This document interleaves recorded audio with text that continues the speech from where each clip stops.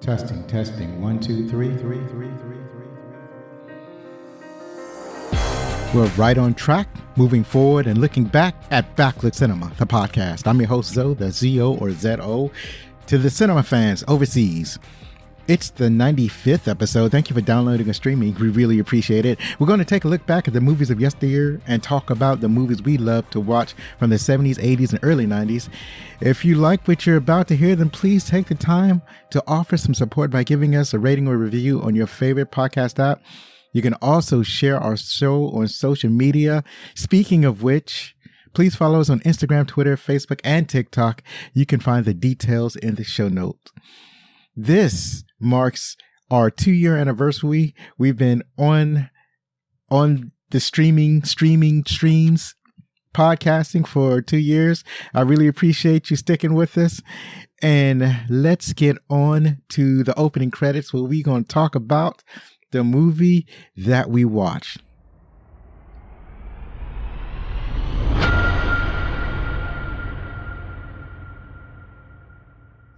All right, so the movie that we watched just a couple of days ago was Mission Impossible.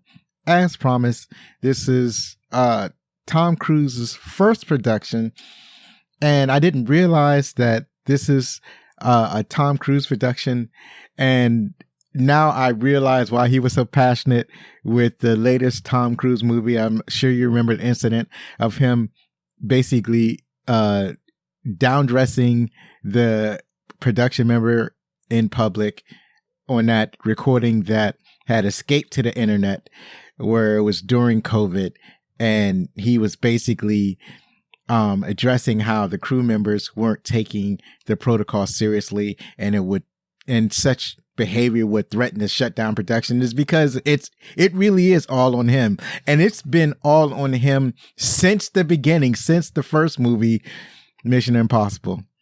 So about the first movie, about this story.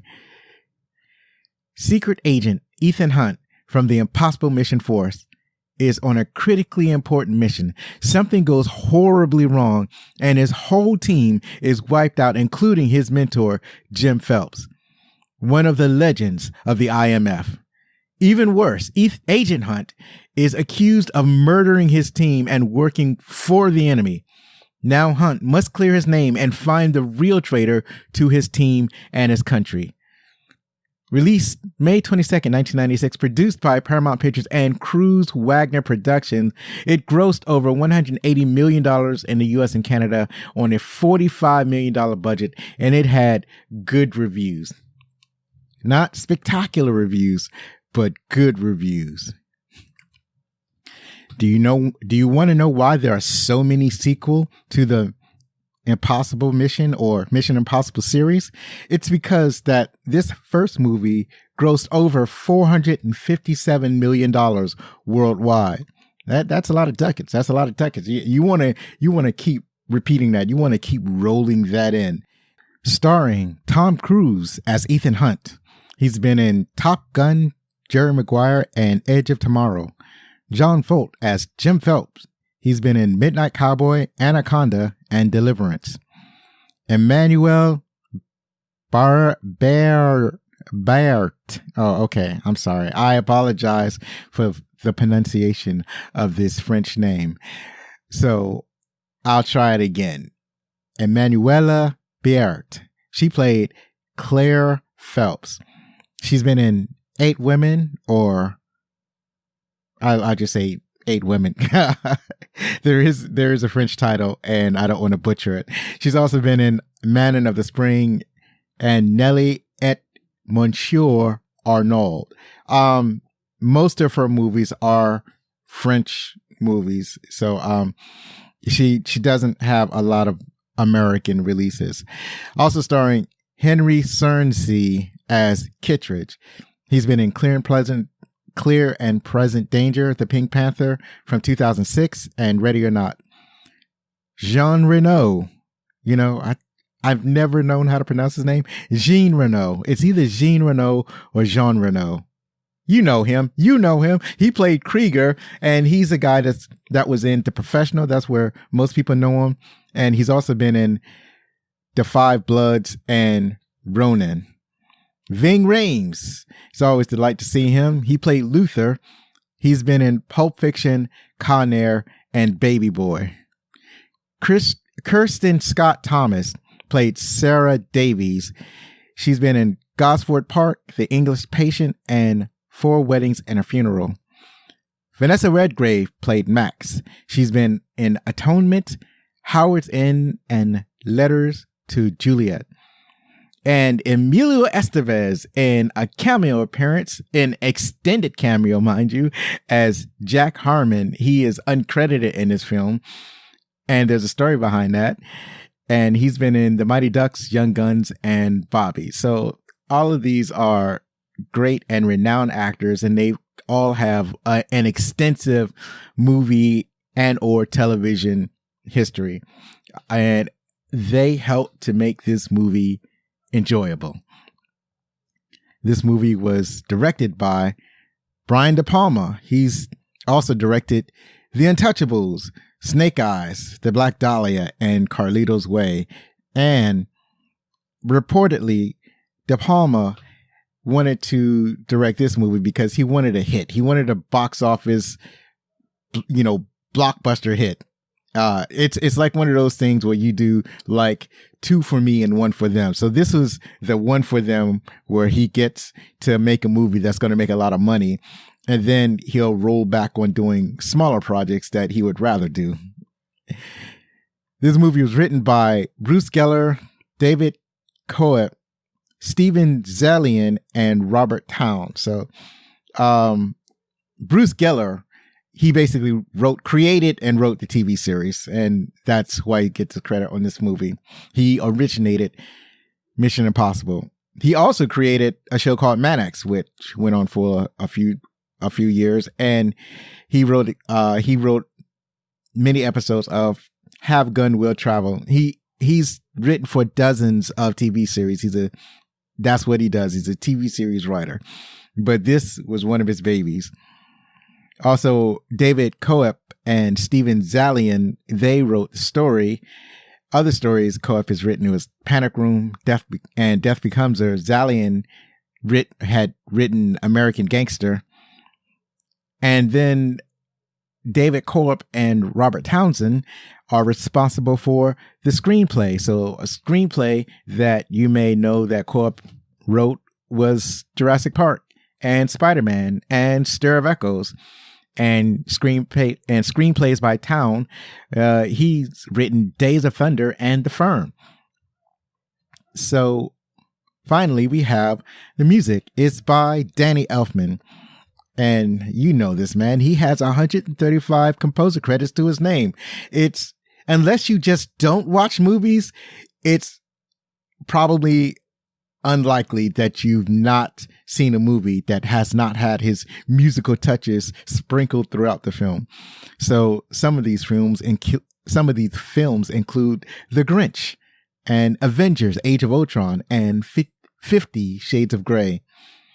Now, obviously, because this is an adaptation of a TV show, it's going to have the themes embedded in this movie. So the theme of this movie, or portions of this composition, have elements of the original TV show. And it's like heavily influenced, especially like in the beginning of the movie. That's what starts off the movie. So the Mission Impossible theme from the TV show everyone knows was written in 1966 by Argentinian jazz pianist Lalo Schifrin, who had come to the U.S. a few years earlier with Dizzy Gillespie's band. He just started getting gigs as a film and TV composer when Mission Impossible creator Bruce Geller called and changed his life. And that is verbatim from NPR.org. So that's it for the opening credits. And if you are enjoying the show, remember that you can get t-shirts, hoodies, mugs, face masks, and jerseys and more at our refurbished website, backlickcinema.com/shop. And also Christmas is coming up. So go ahead and get your orders in and get your family something nice. Next, we're going to talk about our favorite parts.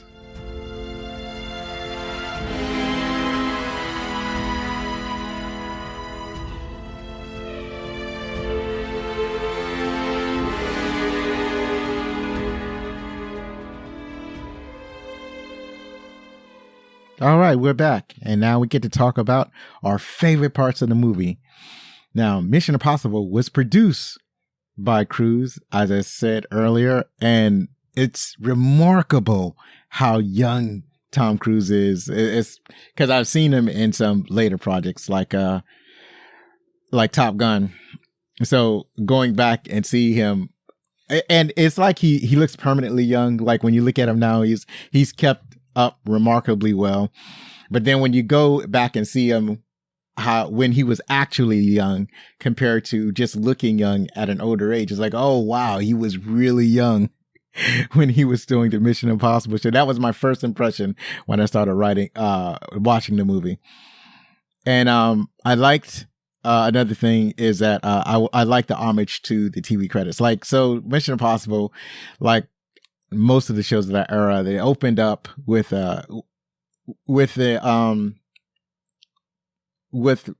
parts of the episodes kind of spliced in to the opening credits. So you watch the opening credits and they show the characters, and then they have the character, the actor's name next to the character, and then they show scenes from the show. So they pretty much did the exact same thing in this movie, except obviously they couldn't show as much as you know, a part of the movie as in you could on a TV show.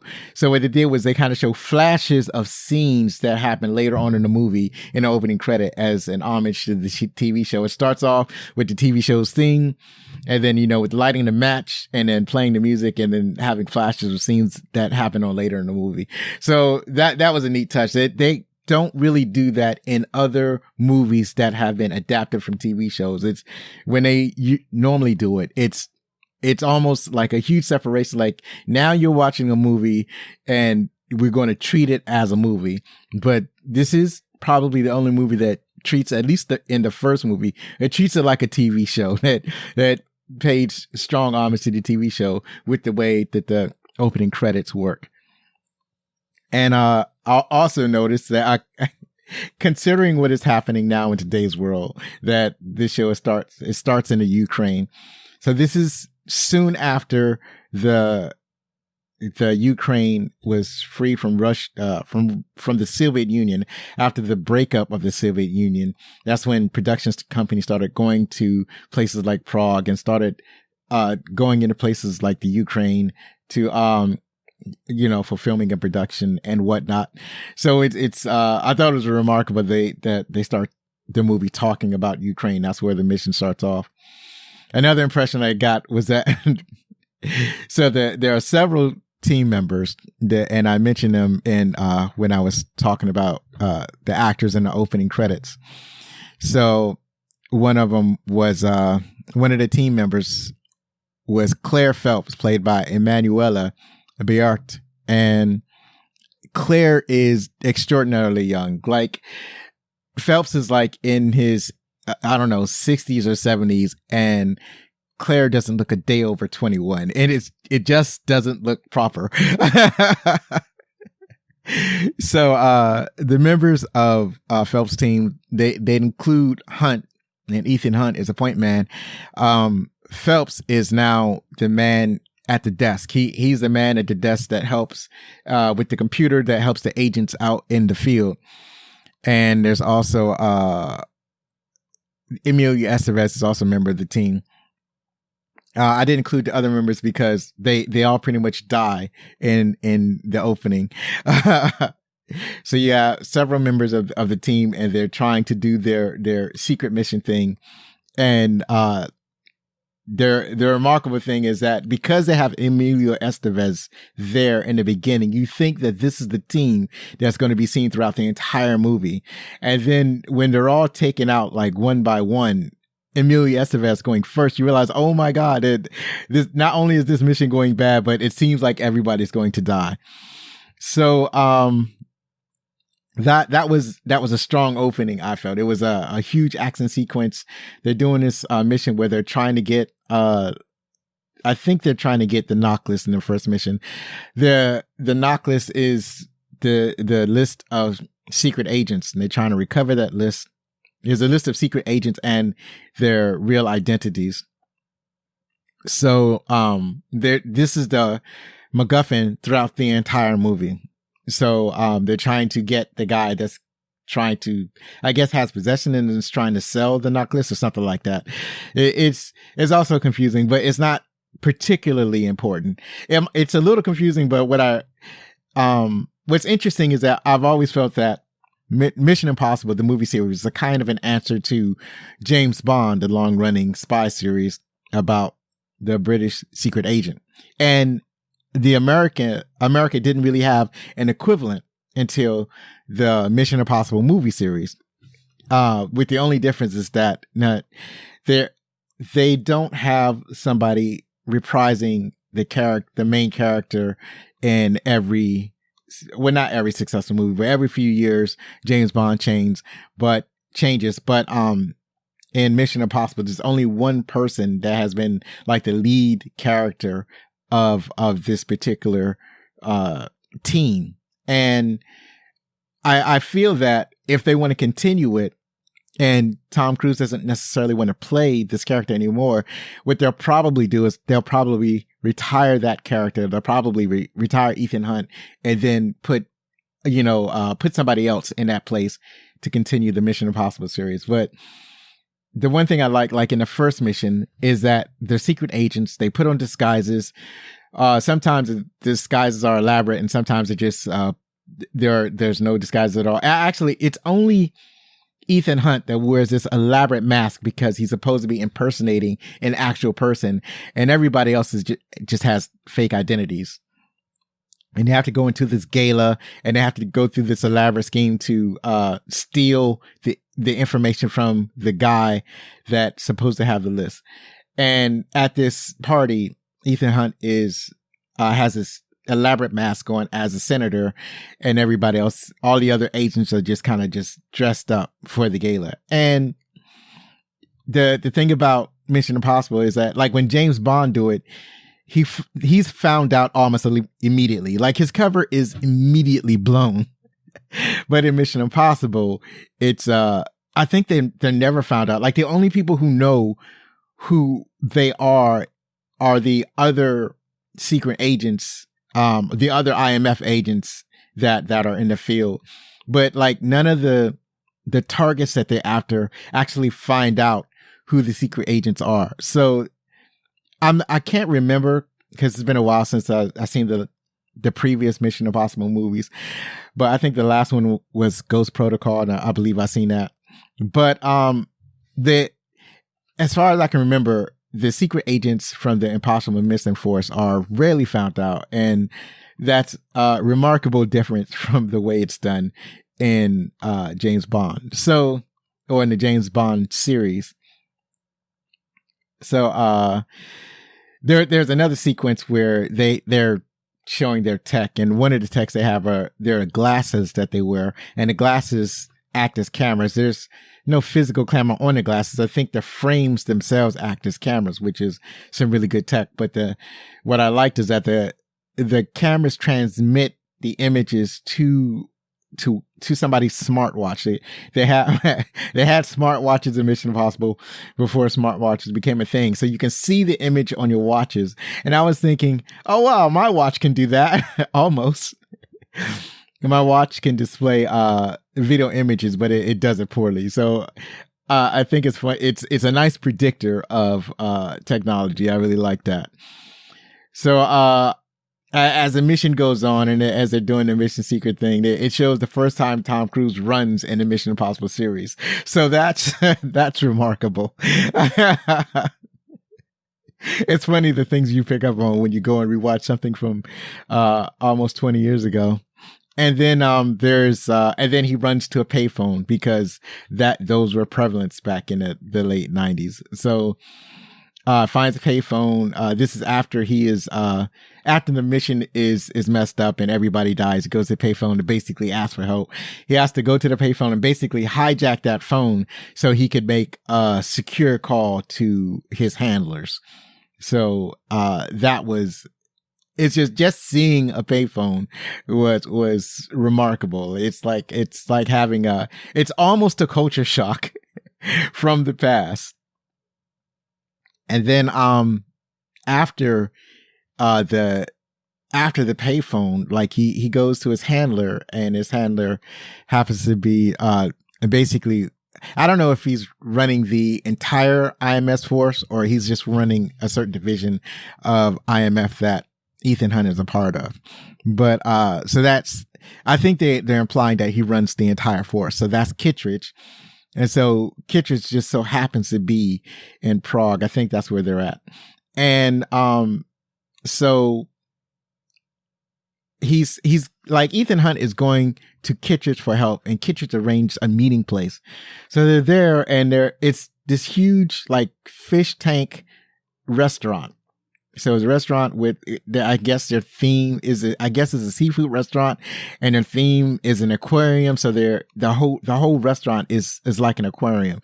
So they go there and they're talking, and as they're talking, it becomes apparent to Hunt that he's not there to get help, or Kittredge is not there to help him. Kittredge is there to arrest him, because Kittredge is saying like, yeah, like your whole team is dead and you're the only one alive. So it must be you. You must be the one that killed your entire team.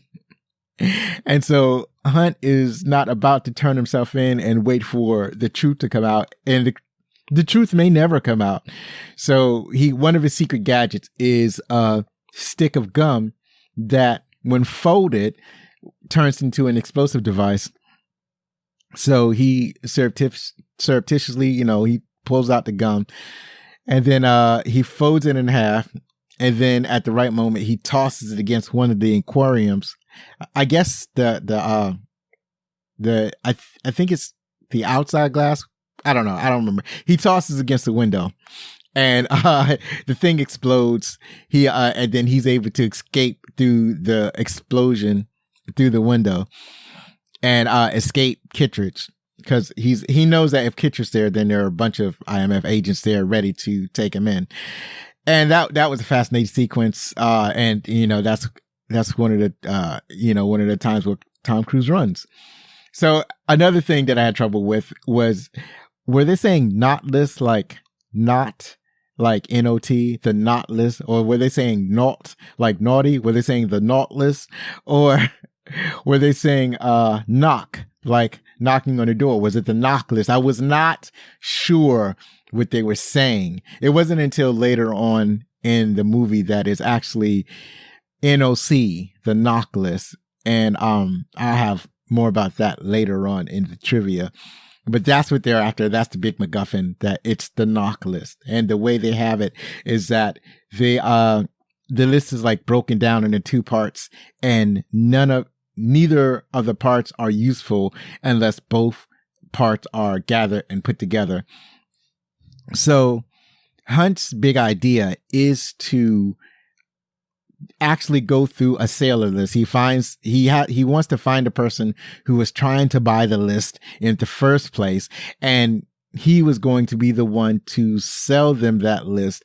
And in selling them that list, he feels like he's going to be able to find the person who has who framed him in the first place. Find that, because he realized that somebody has framed him, and that there is a real traitor, and that he knows he's not the traitor, and he wants to find the real traitor. So he feels that in order to find the real traitor, he has to go through the sale, and the real traitor will show themselves. Now, I wasn't all that hip to that particular plan. Like, I wasn't understanding what he was doing, but at the same time, I'm just kind of sitting back and enjoying the movie. It's like, well, if that's the plan, if he loves it, if he likes it, I love it. That's how I felt about that plan. So anyways, the first thing he has to do, one thing that happens is that, Phelps' very young wife also escapes the explosion. And initially, Ethan Hunt thinks that she is the one who, because she is still alive, then she might be the traitor, but she convinces him that she is not. So they decide to work together, because she can't turn herself in, because if she turns herself in, then they will assume that IMF will also assume that she's working with Hunt.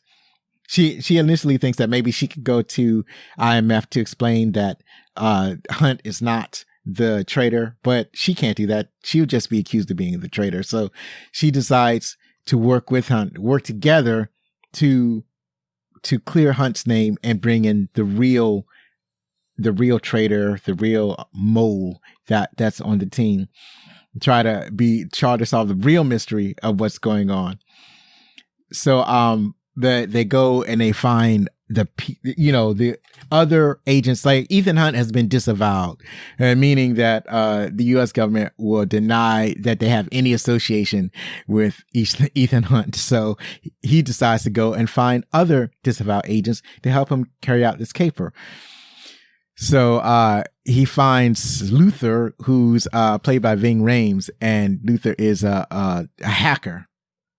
So this is basically the opposite of what you would think a hacker would look like. So that's pretty neat. I always like seeing Ving Rhames. He's always he just has a presence about him that is enticing. And then he also gets Jean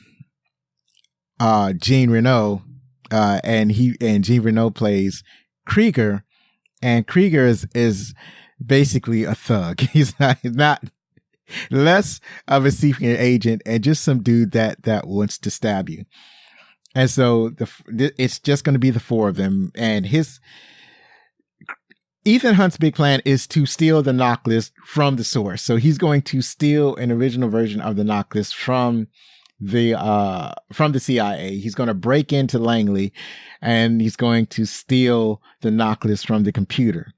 And what I like is how they go on explaining how secure the facility is and what they have to do in the to get the knock list. The floors are how secure the vault is, how the sequence it is to get into the vault, how the floors are extremely sensitive, how the room itself is sensitive to temperature changes, how all of these security precautions, the lasers and whatnot, and then they have to figure out how to get in there. And this is the part that most people remember about this movie. This is most people's favorite part, is the breaking in sequence at Langley. So Luther is able to hack into Langley's system and set off a false fire alarm, cause a fire department. And then that's how they get into Langley in the first place, dressed as firemen. And then some of them, like Claire, she goes into a room, changes out of a fireman uniform, and dressed as a regular employee of the CIA, and finds a guy who regularly goes into the vault, the tech that goes into the vault. And her mission is to drug him so that gives time for Ethan and Renee to break into the vault. Luther's job, he's the manager, he's a hacker, and he is in charge of hacking into the system once Ethan gets in, I guess, something like that. So Hunt and Renee, when they get into a room, and then they change out of their fireman's uniform and go, basically, they're dressed in black, and then they go into the ventilation duct, which you've heard many times before is not a thing. Human beings cannot crawl through ventilation ducts, but it's all they have in movies. The only thing they have in movies is the ventilation duct. So they're going to use it over and over again. And you're just going to have to accept that this is a thing that they do in movies, and you cannot try it at home. So they crawl to the ventilation ducts, and to get to the room that's above the vault. And this is where Hunt is lowered down by Kruger. So he's hanging from wire, going down into the vault. And this is the famous scene. This is that scene that everybody remembers from Mission Impossible. Just probably see it in the trailers, on YouTube clips. This is the thing. What's remarkable about this thing is that this is where the soundtrack stops. It's completely silence. All you hear is the hum of the room itself, and you hear Krieger grunting. One of the security measures is that it detects sound, and if it's a sound that's above a whisper, then that could sound off the alarm. So they have to be completely silent. And for this purpose, there is no soundtrack. There's no musical undertone. There's nothing. And that really does a great job of raising the tension and giving credence to the stake that and the peril that Hunt is in. So that I think that there was a remarkable choice. So there you can hear like the sound of Ethan being lowered. And it's kind of weird. It's kind of a weird contraption that they have set up in the duct, but it's really just Krieger's strength that keeps Hunt from bouncing to the floor. So he's being lowered, and then, a bunch of things happens, like, to raise attention, like the tech comes in at one point. Like at first Hunt is low enough where he can almost reach the computer, but the poison that the tech has is not affecting him yet. He's able to get into the room, so they have to quickly raise Hunt. So Hunt is above the tech as the tech goes into the computer and does some computer work. And then he starts to feel the effect of the poison, so he has to run out of the computer room. With Hunt is looking at all of this, and the tech never once looks up. So that's the only thing that protects Hunt. So finally, the tech leaves, he gets lowered, and then somehow there is a rat in the ventilation system, or a mouse. Yeah, how it gets in, it's kind of weird. And then the mouse starts to molest Krieger, which is messed up because it's not typical mouse behavior. Like when a mouse sees a large object, because it's a mouse, it's not a rat, it's a mouse. And a mouse sees a large object, it runs away. It's not going to stay and molest the large animal that's in front of it. The mouse will assume that this thing is going to eat it and it'll run away. But somehow this mouse is brave and starts to molest Krieger as he's holding Hunt. And finally, the mouse distracts him enough where he actually drops Hunt. And Hunt starts like falling to the floor, and if he gets off, if he touches the floor, then the gig is up. But then Krieger catches Hunt just in time, and Hunt has his arms and legs splayed out, trying not to touch the floor. And then when you get back to Krieger, the mouse is dead beside his face. So the implication is Krieger had basically had bitten the mouth to death, and now he's no longer distracted by the mouth. But it takes him a long time to finally raise Hunt up to the level of the computer where Hunt can steal the information.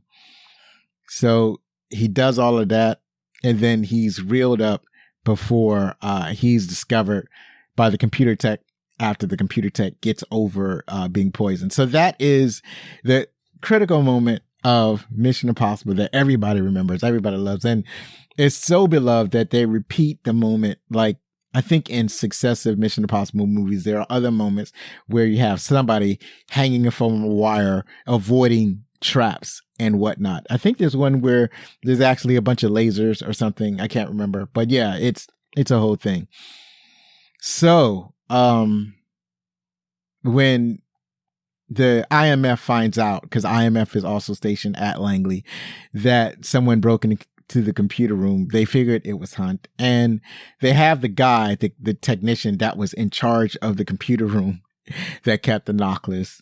And this is where you find out it's NOC, not the other things that I had thought it was. The thing that Kitra says is that he wanted this dude manning a radar tower in Alaska. He says, don't even pack his things, just send them. And then mail his things there to him later. Another thing that kind of happens throughout the movie is that Phelps' widow is really touchy-feely towards Ethan. Like, as the mission progresses, she's not overtly hitting on Ethan, but you can tell she's like really touchy. She's grabbing his hand. She's standing close to him. She's definitely putting on the moves, but it's such a way that it's kind of creepy because her husband just died, and violently at that. So it's kind of weird. Another part that I really liked is, so Jim Phelps finally reappears later on and appears to Ethan. And when he appears to Ethan, he's alive, but he was like injured. And so he didn't die in the mission. And he says that he's been looking for Hunt. And there are things that happen where he's telling Ethan what happened. And Ethan is starting to realize that Jim Phelps is more involved than he's saying.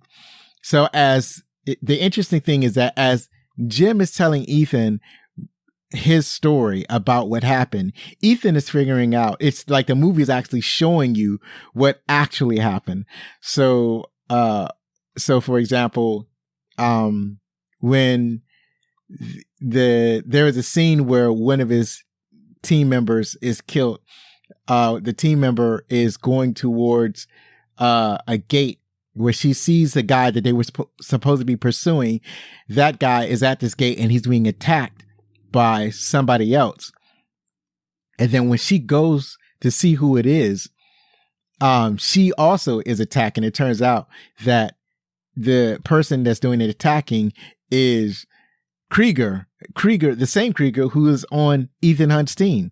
So this is what the audience is being shown, but it's not being told by Ethan. So Ethan may eventually figure it out, or he might not figure it out.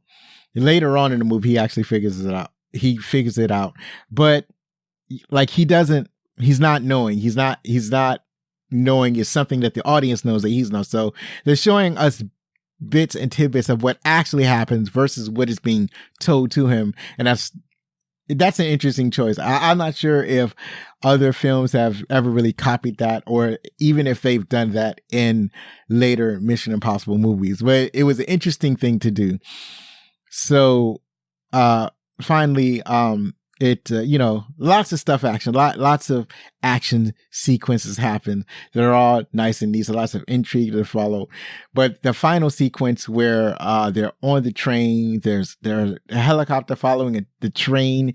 They're fighting throughout the train. For some reason, Phelps kills his wife, and she's on his side. It doesn't make sense for him to kill his wife. That was kind of weird. It didn't make sense at all. And I don't think there's anybody who can explain to me why Phelps would kill his wife, even though she's working for him. But he does that. And, so it turns out that Phelps is the traitor. It's not he set up the whole thing. He set up Ethan so that Ethan could take the fall. He was the one that was trying to sell the knock list the whole time. Ethan had successfully stolen the knock list and had actually sold it to the arms dealer, or the information broker that the original guy was trying to sell it to. And his idea was that he was going to sell it to her, and then he was going to prevent her from transmitting that information, and at the same time alert Kittredge so that Kittredge can retrieve the knock list. It's kind of a convoluted plan, but somehow it's work. It's one of those things where it's a plan that's just so crazy it just might work. And the problem with this plan is that if it had failed, then he would have gotten dozens of agents killed. But so he's basically lucky that it had succeeded. So they had so there's a huge fight on the train. There's a helicopter. Kruger has since turned against Ethan, and Kruger is killed in the helicopter. And somehow Ethan is able to show Kittredge that it was Phelps that had sabotaged the mission and tried to steal the information, because Phelps decided that he don't want to be a secret agent no more. Now he's all about the money. And that's basically the whole movie. So it's just a fun movie to watch. There are lots of things in there that don't make a lot of sense, but the action is tight. The intrigue, there's a lot of tension in the movie that I really appreciate. The story isn't all there. Like it could have used a little bit more seasoning, but I still like the story a little bit, even though there were some wonky bits of the story, some parts that could have used some adjusting. But I must say, I do like the Mission Impossible stories better than I like the James Bond stories, as I said before, because James Bond stories have always been convoluted for me. I have never understood the James Bond movies. Like none of it actually made sense. I know I did a movie earlier, on this podcast, about a movie, and I think that about a James Bond movie. And I think if I start rewatching the James Bond movies, I probably come to appreciate them more, because now I'm watching them older. Like when you're watching them as a 12 or 13, 8-year-old, it's hard to understand what's going on in those movies. But, and the only thing that I actually gravitated towards in the James Bond movies when I was a child were the action sequences. But I think that now that I'm older, I think I can go and rewatch those movies and I can enjoy them. Because when I watched the movie that I watched, that I talked about earlier on an earlier show, I can't remember what that movie is, but perhaps you could look it up. I can't remember. I think it was From Russia with Love, but I'm probably mistaken. But anyways, so when I rewatched that movie with Zachary, and I had a better appreciation for it when I rewatched it than when I watched it the first time. So that's probably has a lot to do with it. But so in spite of the somewhat convoluted story that this movie Mission Impossible had, I still greatly enjoyed it. And I think it's in large part and due to the action and due to the intensity with which the actors performed. So that was all good. So anyway, that's it for talking about my favorite parts of the movie. And after this, we're going to go to the trivia.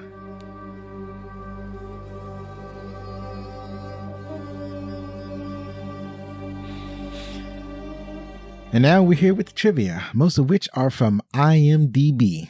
So, Jim Phelps is the only character from the original series to appear in this movie. Die-hard fans of Mission Impossible from 1966 were upset by the treatment of the Jim Phelps character in this movie and by the decision to turn much of the focus onto one character. Yeah, that's probably a problem, because it's like it's more of, it's still a team, but it's a team that kind of focuses on Hunt. And I didn't really have that much of a problem with that. I think if you rewatch the show, even on the show, it's going to kind of focus on one character. But the thing about, it's kind of messed up that you have, like, I agree with them. It's kind of messed up that the main character of the TV show is the villain in the movie for money. And he's already creepy because he has an extra young wife. But at the same time, this sort of thing happens. You do have someone who's like a career worker or agent or something like that, and they decided that it's they're just going to reveal secrets or steal secrets. It's like they've had enough of this life, and they've decided that they want to live a different way or whatever. So it's not something that couldn't happen. But I think a lot of people felt that they didn't want it to happen to Jim Phelps, but it was a brave choice, and that's what they went with. And also, there was none of the actors liked this movie. None of the original actors from the TV show liked the movie Mission Impossible. So Martin Landau, who portrayed Roland Hahn in the original television series, expressed his own disgust concerning this movie.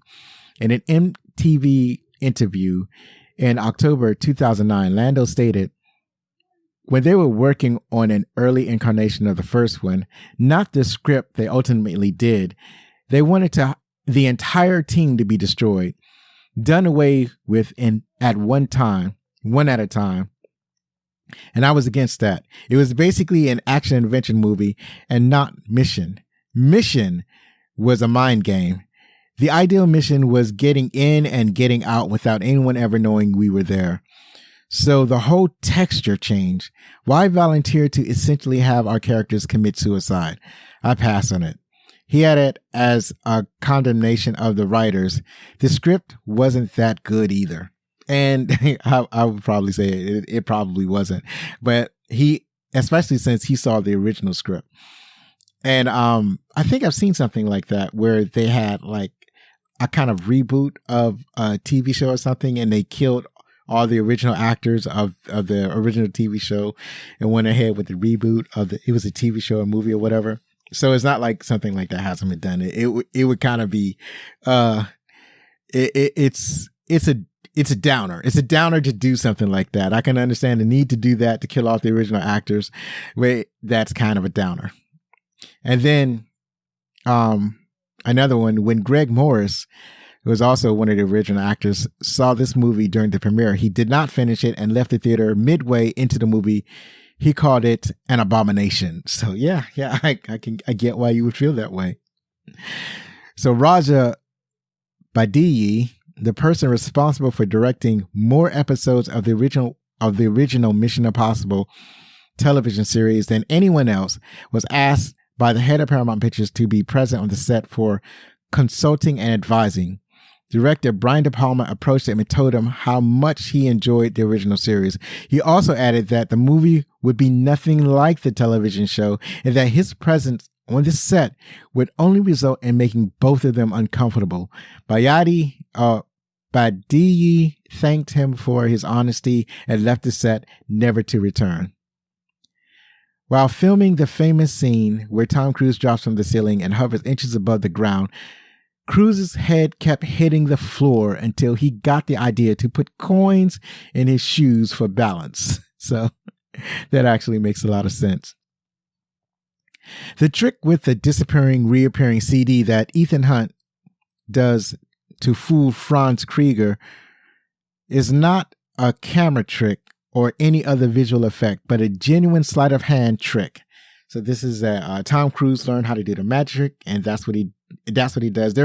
It's a neat scene too. I didn't put it in my favorite parts, and it is I really like this scene. So basically, when Cruise steals the information from Langley, he has 2 compact discs, and he gives one of the discs to Krieger. So when they get back to their base, Krieger has this disc, and he says, and basically he's like, he wants more money or something like that, or he's going to take this disc and sell it to the highest bidder. Like, what's going to stop me from taking this disc and selling it and for gain for myself? And then Cruise has the other disc, and he says, you mean this disc? And he starts doing the sleight of hand magic trick where he's making the disc disappear and reappear. One where, he makes it disappear and then makes it reappear behind a woman's coat or whatever. So he's doing the sleight of hand. So now in doing the sleight of hand, he has convinced Krieger that Krieger doesn't have the right disc. And so Krieger threatens him about being screwed over and throws that disc in the trash. And then Hunt retrieves that disc and gives it to Luther. And Luther realized, he had this Krieger had the real disc all along. And Hunt says, yeah, he had the real disc. So that was the sleight of hand, was to fool Krieger into thinking that he did not have the correct disc. So Hunt entrusts the disc to Luther because he feels that Luther understands the gravity of the situation and Luther won't let the disc fall into the wrong hands. So to continue, the scene in which the water tank explodes and Ethan Hunt escapes the Aquarium restaurant were shot at 2 different locations. The tank explosion and Hunt's jump through the restaurant window were shot at Paramount Studios. The portion of the scene where he's running into the street with the water running behind him were actually shot in Prague's Old Town Square. This scene takes place in a glass-walled restaurant with the big lobster tank in the middle and the huge fish tanks overhead was Tom Cruise's idea. There were 16 tons in all of the tanks, and there was a concern that when they detonated, a lot of glass would fly around. Brian De Palma tried the sequence with the stuntman, but it did not look convincing, so he asked Cruise to do it, despite the possibility that Cruise could have drowned. To continue, this is the last motion picture from the major studio to be released for a home video on Betamax video cassette format. You guys remember Betamax? Not only is this the only film franchise where Ethan Hunt doesn't fire a gun, it's the only one to have to not have shootouts or gunfights. So there are some people firing guns, but there are no shootouts. The producers cast Ving Rhames as Luther because they have felt that he was the opposite of what a hacker normally looks like. So that was one of the things I liked about the movie that I talked about earlier. That you have this big black guy as the hacker, the great hacker, Luther, and he has this great line where he talks about where Ethan Hunt says that you aren't the same that broke into this hugely secure place, are you? And Luther says, I have nothing to do with that beautiful piece of work, right? So he's both denying it and admiring it at the same time. He wants Ethan Hunt to know that he is indeed that same hacker without revealing himself without verbally saying that he is that same hacker. But Ving Rhames is great in this role. The formidable task of lighting Prague at night presented cinematographer Stephen H. Burham and his crew with a complex array of logistics. 2 miles of riverfront on either side of Prague's historic Charles Bridge had to be predominantly backlit in order to best evoke an atmosphere of old Europe. The preparation alone consumed about 2 weeks before the 12-day shoot along the banks of Velata. Oh shoot! I didn't practice this pronunciation. Hold on. Hold on. I think I already got it. I got it now. It's pronounced Vlava. So the preparation alone consumed about 2 weeks before the 12-day shoot along the banks of the Vlava River even began. 11 generators were used to power hundreds of lights, and were so impressive was the end result. Amateur and professional sec photographers appeared in droves, eager to capture their city's nightscape as they had never been seen before. Paramount Pictures owned the right to the television series and tried for years to make a movie version, but had failed to come up with a viable treatment. Tom Cruise had been a fan of the show since he was young and thought that it would be a good idea for a movie. Cruise chose Mission Impossible to be the first project for his new production company and convinced Paramount to put up an $80 million budget. Another reason Cruise and producer Paula Wagner wanted to make this movie was the gadgets, Cruise said. I felt like I was 10 years old again. I thought, what would be the coolest thing to see?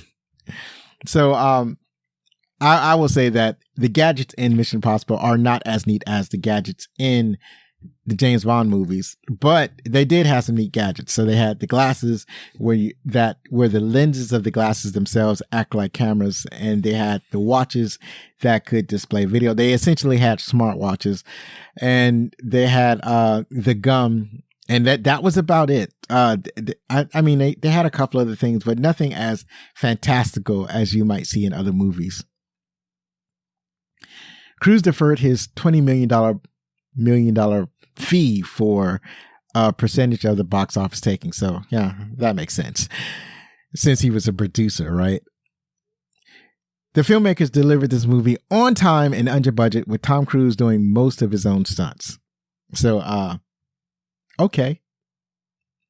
While the TVG is an electric train powered by overhead lines, no power lines were visible above during the train scene. So this is a scene that I talked about earlier, where it's like at the end of the movie, the big climax, there's a train, there's a helicopter chasing the train, there are people on top of the train, there are fights happening in the train, but the train is an electric train and it's powered by overhead lines. So they really couldn't do.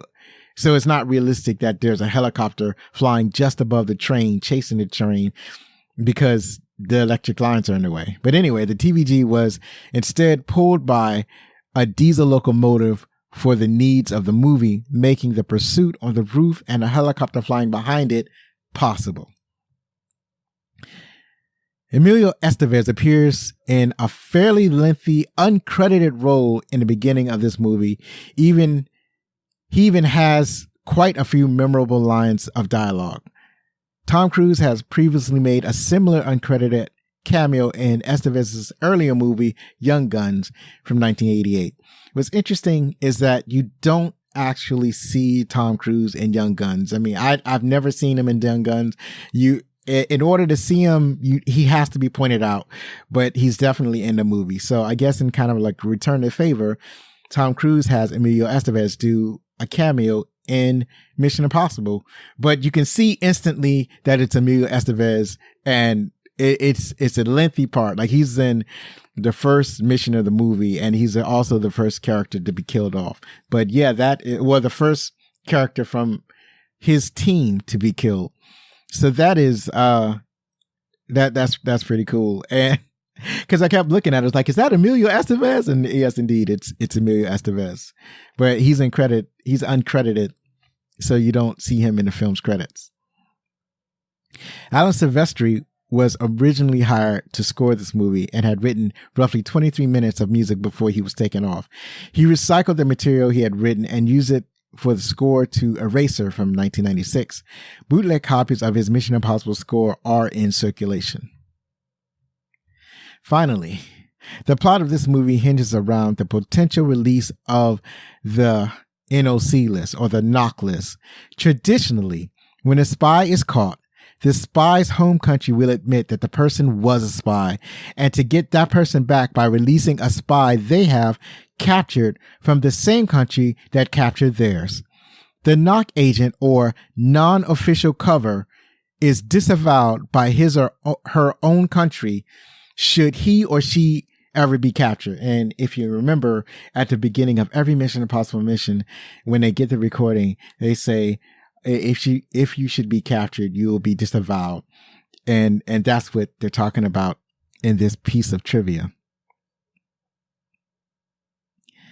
So the NOC agent, or the non-official cover, is disavowed by the agent of his own country should he or she be captured, which essentially means that he or she would be executed as an unauthorized spy. Thus, this list falling into the wrong hands would result in several spies being killed. The concern about blowing such an agent's cover is also no longer just a fantasy concocted for a movie. Valerie Plame Wilson was a NOC agent, and her public outing as a spy jeopardized many operations on which she was working, as shown in the movie Fair Game that came out in 2010. That's it for the trivia, and up next is what critics thought. All right, we're back to talk about what the critics thought. And on Rotten Tomatoes, the critics gave it a 66%. The audience score was 71%. And on IMDb reviews, it got 7.1 out of 10. So let's see what they're saying. Zach Campbell from Slate Magazine wrote, unlike most action films, Mission Impossible's distinct appeal operates not so much on suspense, but on improbability. That's accurate. It is, after all, Mission Impossible. Mick LaSalle from the San Francisco Chronicle wrote, it's the worst kind of convoluted thriller. It can never unravel satisfactorily because there's nothing simple at its center, just more confusion, which I can understand. I kind of alluded to some of that earlier. Danielle Sulzman from Sulzy at the Movies wrote, while Mission Impossible isn't the best film in the franchise, it lays the foundation for everything that will come our way in the future. And that's fair. I like that. That's a good assessment. Finally, Stephen D. Gramendis from Decent Films wrote, De Palma has a choppy, episodic sense of story, and he crafts individual scenes rather than telling a single unified story. And that's also fair. As I said, the story is a little wonky. And so that's it. So finally, Mission Impossible is, as of this recording, available on Paramount Plus. That's it for today. Please join us next week, where I have another special guest host, Claire, a former journalist and now co-host from her podcast, Why the Flick, where we talk about A Few Good Men. Follow us on Twitter or TikTok at Backlook Cinema, or Facebook or Instagram at Backlook Cinema Podcast for updates. Don't forget that you can contact us with any questions, comments, or suggestions at family@backlookcinema.com. One last time, if you like the show, please help us grow. To do this, you can subscribe to the show, rate us, write a review on Spotify, Podchaser.com, Apple Podcasts, or your favorite podcast app. Believe me, it matters. Be safe. Share a movie from yesteryear with your family. Hug your loved ones. And if you're going to be anything, be outstanding.